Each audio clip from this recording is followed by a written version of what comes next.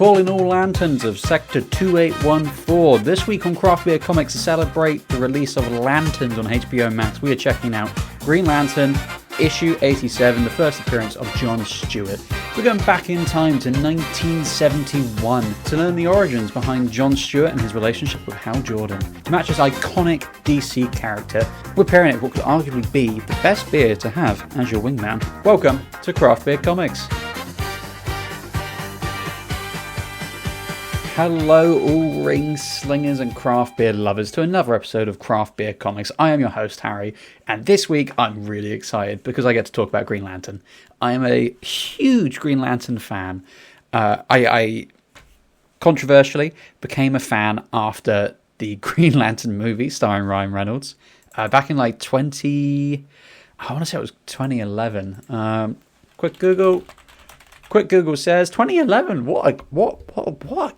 Guess. I had never heard of Green Lantern before this movie, and when I went down to my local newsagents, they used to sell these comics which weren't like official ones you'd get from a proper comic shop. They were done by Panini, and it would be like, oh, here's for the Green Lantern one at least, it was like, it was called DC Universe, and it had like a Green Lantern story, you'd have like a bit of a Flash story, and maybe like a quarter of a Batman one, and it would change every week. And they were doing one where it was Green Lantern, it was Flash, and I can't remember the last person, but I've still got it. I hold on to a lot of my comics. But I fell in love with Green Lantern as a character. The movie, it wasn't. I think it gets a lot of shit that it doesn't necessarily deserve. A lot of the casting, I think, was pretty good. It's a shame that a lot of people don't notice. It's a shame that the movie looks so weird because they'd signed a deal with Sony, because Sony had turned around and said, oh, we've got this amazing new CGI studio. It's going to look so good for your Space Cop movie. And then it came out and the CGI was shit. And the story was kind of shit. And Parallax was a big skull fart monster. I didn't really know what was going on there. And Hector Hammond was just like an incel, which was odd. But anyway, I really got into Green Lantern comics, and I've been a massive Green Lantern fan ever since. I've got, right here where I'm recording, I have a little shelf to my left, and I've got a replica Green Lantern battery along with Alan Scott's ring, and then sort of like the main core rings as well. And then I've got a canvas with Kyle Rayner's first appearance on it. Behind me I've got a Green Lantern statue. I've got a shelf purely devoted to Green Lantern Funkos and the facsimiles. Big Green Lantern fan, big Green Lantern nerd. Lanterns is obviously releasing on HBO Max. I think the first episode came out, I think I'm releasing this on the 18th, so it would have come out like 2 days ago. I don't know how it is. I haven't seen it, obviously. I'm recording this on the 5th of August, so I'm still waiting for it. But yeah, I thought now would be a good time to, number one, do a Green Lantern episode, and number two, do like a back in time episode. And I've got a copy of the first appearance of John Stewart, so we are going to be checking that out today. So, this comic opens with an earthquake in Coast City, where Green Lantern lives. And he flies out to go and help and everything else, and he sees that there's this ginger fella who's trying to help a little girl off of a bridge. Anyway, there's like a loose bus, and the bus hits him. Green Lantern Hal Jordan saves the kid and saves the ginger fella, but then realises the ginger fella is Guy Gardner, his backup. So basically, Guy Gardner's position in the Green Lantern world at this point is he is Hal Jordan's backup. So if Hal Jordan gets killed or is injured and has to recover for an extended amount of time, Guy Gardner gets the ring so that the sector has a Green Lantern for that time. But as Guy Gardner is injured and out of the game for 6 months, he needs a new backup. The Guardians, big leaders of the Green Lantern Corps, give Hal Jordan a bit of a ring, say, "You're right, boss. Your replacement's down, so you need a new replacement. But don't worry, we found a guy." Cut to street in America. 2 black men are playing dominoes on the side street, and a white police officer is kind of giving them shit for it. John Stewart arrives and says, "Hey, stop giving them shit for it. They don't need a permit to play dominoes, you piece of shit. Move along." And the white cop's like, "Oh, you want trouble? I'll give you trouble." John Stewart says, "I don't want trouble, but if it's going, I'm not going to run from it. You know, these guys just want to play dominoes. I'm not going to I'm not going to let a racist piece of shit say they can't. White guy's partner says, come on, you look like a twat. Move along. Hal Jordan says, you're going to trust that guy? You're going to trust John Stewart with the ring? And the Guardian effectively says, stop being racist, Hal Jordan. Hal Jordan goes, no, I'm not racist. I just feel like he's got a chip on his shoulder. I feel like Hal Jordan's been a little bit racist here. Not very understanding. Anyway, cut to Hal Jordan and John Stewart in the bar. And Hal Jordan's like, oh, do you want to be my backup Green Lantern? And John Stewart's like, yeah, all right. I don't have a job, so I guess I've got a lot of free time. And then he says, only from now on, maybe you better call me Black Lantern. Which, I don't really know why they put that there. Yeah, and then you get an ad for... This is from an issue that's been reprinted from the 70s. So there used to be like adverts, loads of adverts through comic books. The advert we stumble upon first is never finished high school. Now you can get a diploma without going back with the Wayne School. I mean, you can fill it out. You fill out like your name, your age, your address, and your all your personal information, and you'll get a free illustrated book on how to finish high school at home. Wow, that feels like a scam. Anyway, cut to quite an important part in the John Stewart story. He gets his costume, which has a mask, and then he throws the mask away and says, nah, only one thing, I won't wear any mask. This black man lets it all hang out. I've got nothing to hide. I get what he's saying, I get the moment, but the words, this black man lets it all hang out, kind of makes it sound like he's going to be Green Lantern with his dick out, but we'll move on. They go to intercept an accident, an out-of-control oil truck at an airport. They manage to stop it, but John Stewart doesn't do it quite right, and gets, or he does do it right, and gets a load of oil over a racist senator that's coming off the plane. And Hal Jordan tries to give him shit for it. And John Stewart's like, nah, that guy's a racist. I'll save his life, but I'm not going to do it nicely. And Hal Jordan's like, okay, well, I guess I'll let it slide. Anyway, they go to a senator rally for the senator that just got oil all over his face. And he's spewing out racist fucking garbage. And Hal Jordan notices a black man's run up on stage and is shooting a gun at the senator. And Hal Jordan's like, quick, the assassin's going. And John Stewart's like, nah, leave him. He's all right. Anyway, Hal Jordan's like, oh, I'm going to have to teach that John Stewart a lesson. I'm going to shove the power ring down his throat. That's actually what he says. Anyway, he knocks out this gunman. And then another gunman's outside shooting some sort of SMG. John Stewart takes care of the SMG. No worries. Locks him all up in that. Hal Jordan comes to give John Stewart a bit of a grilling. John Stewart's like, oi, don't call me John Stewart. I'm Green Lantern II, remember? And Hal Jordan's like, nah, you're a disgrace to your uniform, blah, blah, blah. John Stewart's like, fuck off, man. I have my reasons. And then John Stewart goes on to explain that he noticed that the gun from the black guy that tried to fire on the senator was actually filled with blanks, and it was all a massive setup. And the racist senator wanted to make it seem like black people were going nuts and just shooting people in order to get voted into American government. And Hal Jordan's like, whoa, that's crazy. You don't belong in Congress. Senator, you can jog on. And then Hal Jordan's like, I'm sorry, John Stewart. You were right. I should have trusted you. You deserve to be a Green Lantern. And John Stewart's like, fuck yeah.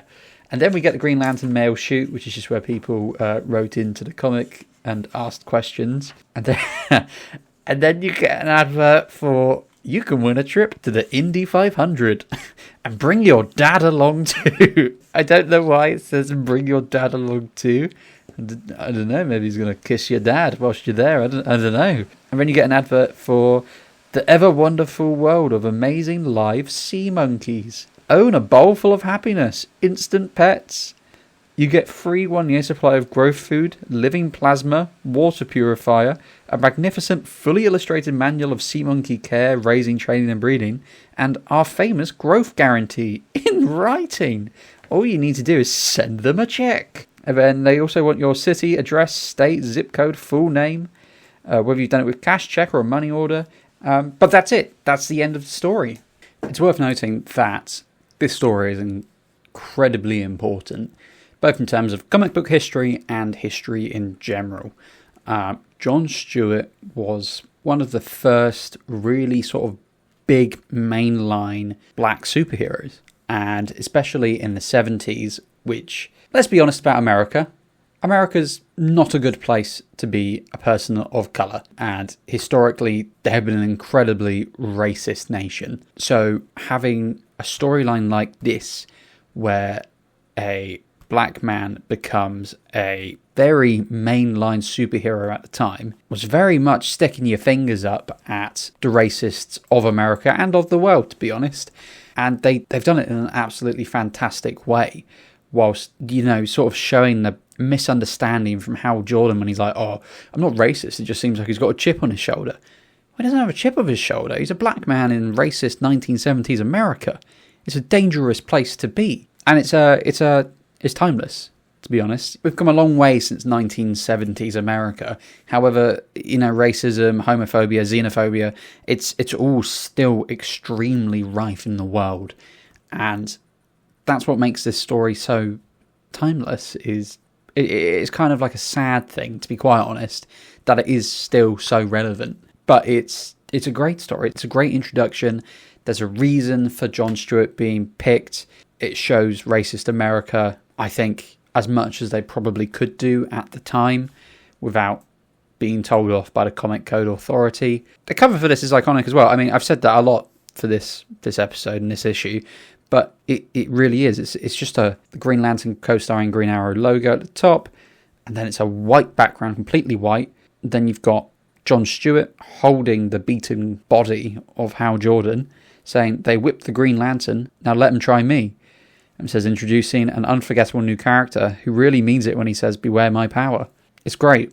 It's a fantastic issue, and John Stewart has become just a fantastic character, and his legacy's growing and growing and growing. And he was the main Green Lantern in the Justice League show, which was so formative for millions, thousands and millions of kids in the 90s and early 2000s. They grew up with John Stewart being their Green Lantern, not Hal Jordan. And comics in modern years, John Stewart's really taken sort of the main spotlight in a lot of Green Lantern comics, especially Green Lantern Corps, which is kind of like John Stewart focused. The 2021 Green Lantern run by Jeffrey Thorne, and John Stewart was very much the lead in that, and Jessica Cruz and Teen Lantern were the backup characters, which was really, really nice. It was good to see those characters together and really spotlighting the sort of veteran Lantern John Stewart, now coaching Jessica Cruz. Are we honest, story-wise, it wasn't the best Green Lantern run, but, John Stewart was the lead.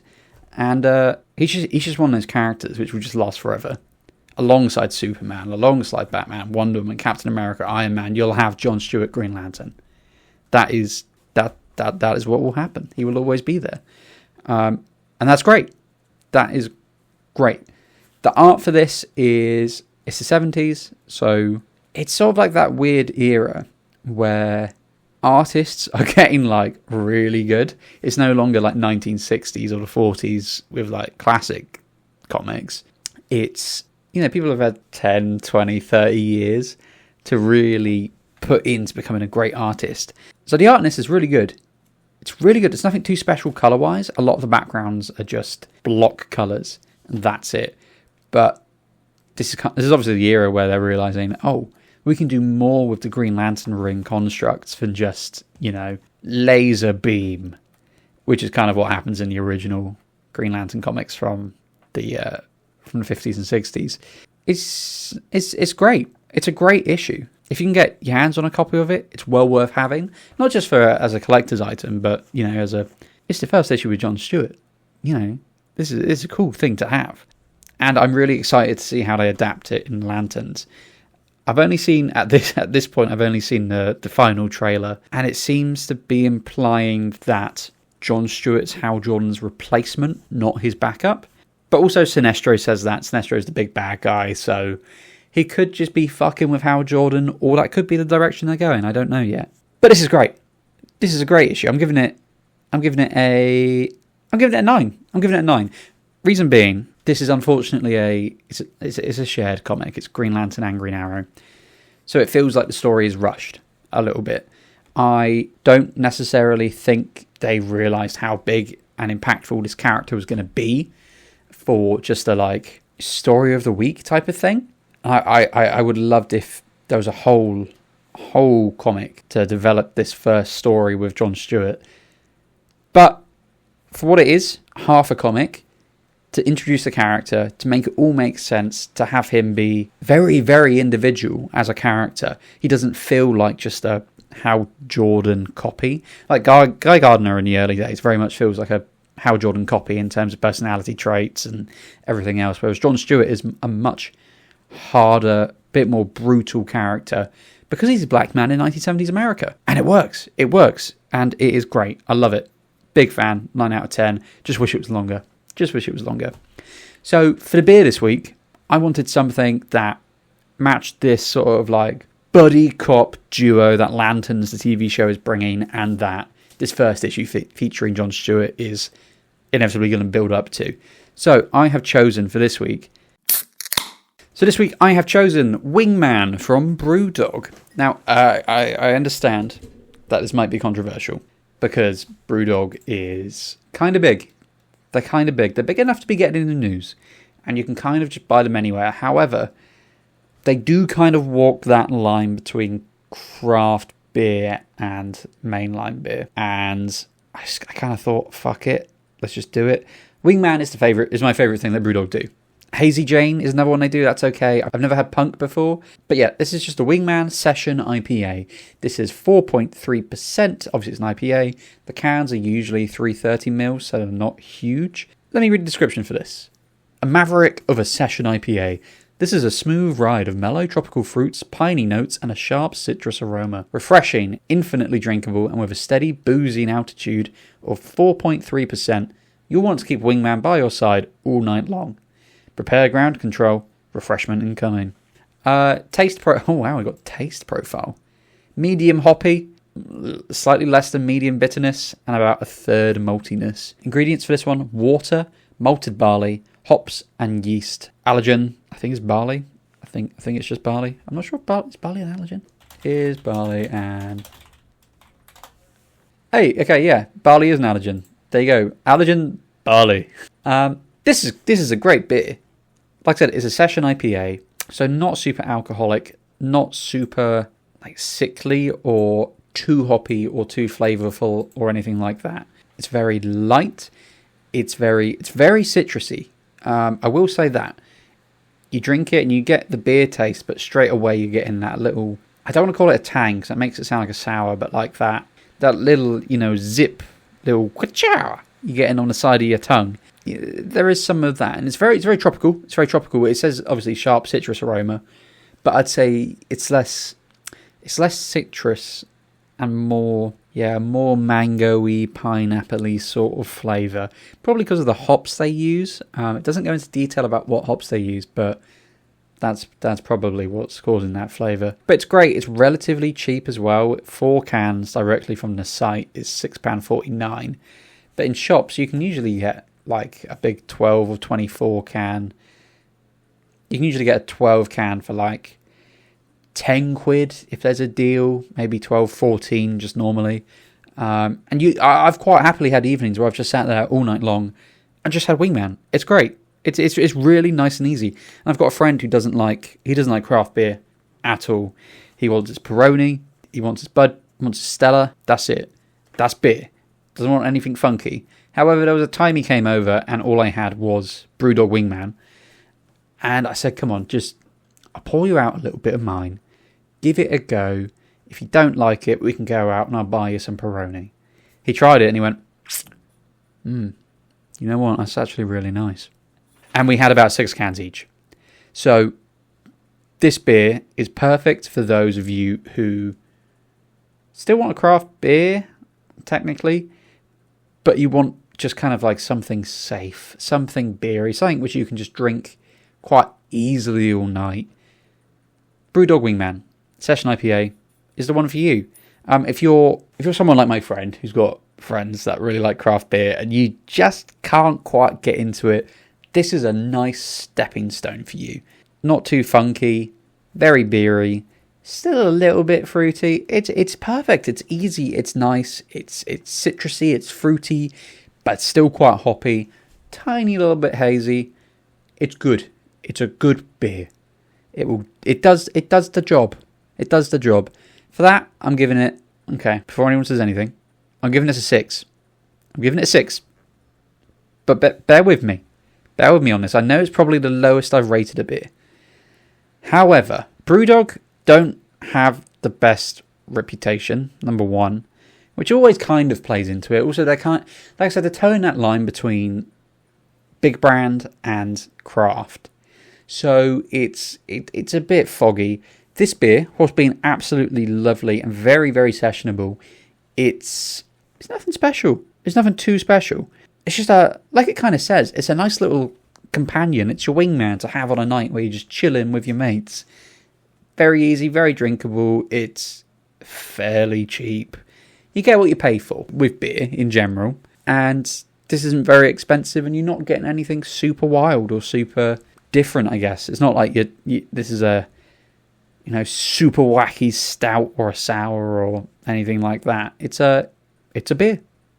It's a beer. It'll keep you going for an evening. It's what it is. It's a 6. It's a very drinkable beer. It's a very nice beer. Yeah, that's Brewdogs Wingman Session IPA.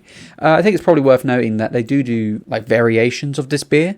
So you can get it as a craft lager, and you can also get it as an alcohol-free Session IPA, which I haven't tried those two, but if I ever saw them on the shop, I'd definitely try them, especially the alcohol-free one. I've been kind of wanting to try more alcohol-free craft beers. It wasn't so much of a thing a couple of years back, but, as times are changing, people are realising, being drunk isn't super great. You kind of feel like shit the next day, but you like to taste the beer. Alcohol-free is kind of a way people are going, especially with the actor Tom Holland, plays Spider-Man. He has his own alcohol-free brand called Beero, which I'm really, really eager to try. They do it at my local Morrison's, but I just keep forgetting to go down there. But yeah, it's good that they do variations of this, especially an alcohol-free variation. So that's the beer for this week. So this week we've gone back in time to 1971 to check out the first appearance of John Stewart, which is a massive historical event for comic books. It's a great story. It's a great introduction to a timeless character. It tells a story which, unfortunately, even though it was written 56 years ago, it's still kind of relevant today. And whilst that's a shame, it's good that we've got stories like this to reflect on the real world. The art is at a time when the art is really developing, and they're bringing on really good artists, and they're starting to get more adventurous with the art and more detailed and more exciting with the ideas that they're bringing to the comic books. I'm giving it a 9 purely because it was introduced in Green Lantern / Green Arrow, so it's only half a comic. You're getting a story which introduces a major character, but you're only getting half a comic to do so, and I wish there was more. But I understand why. The beer this week is the Wingman Session IPA from Brewdog. A very, very drinkable beer. A very, very easy, sessionable IPA. Very, very citrusy aroma, but the tastes are very much tropical. You're getting your mangoes, your pineapples, your grapefruits, that sort of flavour. It's nothing special though, so it's only getting a 6. It's a very basic beer. You get what you pay for. It's from Brewdog, so it is towing the line between craft and big brand. A 6 for the beer and a 9 for the comic. And that's been this week's episode. Thank you very much for listening to me just sort of ramble on this episode about a great comic and a kind of mid beer. If you've enjoyed the episode, please remember to subscribe, to like, to share, to comment. If there's a beer you want me to try, let me know. If there's a comic you think I should read, or if there's a comic you really hated but think deserves a bit of a review, let me know down in the comments below or on Instagram. Spotify has a comment section now, I think. YouTube, obviously, I check them all, and if there's anything in there that really, really piques my interest, I will review it. I've been your host, Harry. Thank you very much for listening, and we'll see you next time on Craft Beer Comics.